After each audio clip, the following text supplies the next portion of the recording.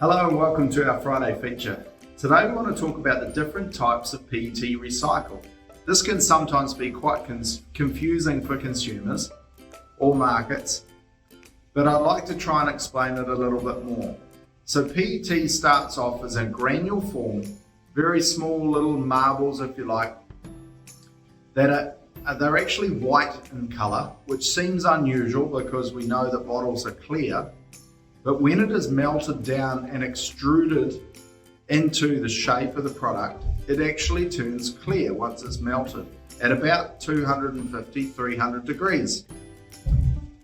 Once the product is made and used and consumed in the market, then put back into your curbside recycle, it is either sent as a crushed bottle into bales, about 300 kgs bales, and baled and sent down to Wellington for processing through Flight Plastics, for example. They can then wash it, cut it up into small flakes and clean it, float off any HDPE or other contaminants through float tanks and many different processes that they take it through. And then they melt that flake down and extrude it into sheet. The sheet is then formed into products such as meat trays.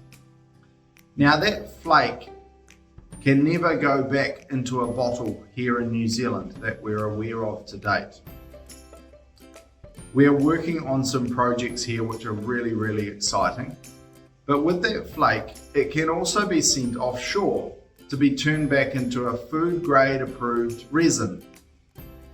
And these offshore plants are very expensive plants, but they can melt down the flake and make sure the FDA approval is met and then turn it back into a granule again.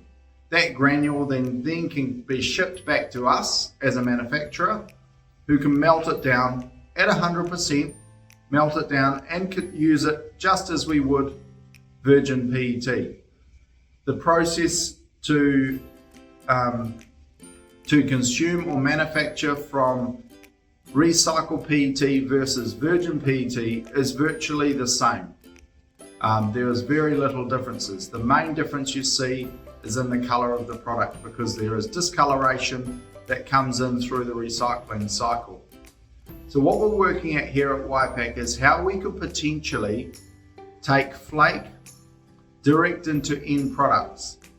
This saves the product being sent offshore and processed offshore and then shipped back again, and allows us to track more value into the waste stream here in New Zealand. I hope this video opens it up a little bit more for you. Feel free to comment in this comment section below if you'd like to know a little bit more about a different section of this process. We're happy to open the doors and tell you a bit more and help explain this for all our watchers. Thanks very much. Have a great day.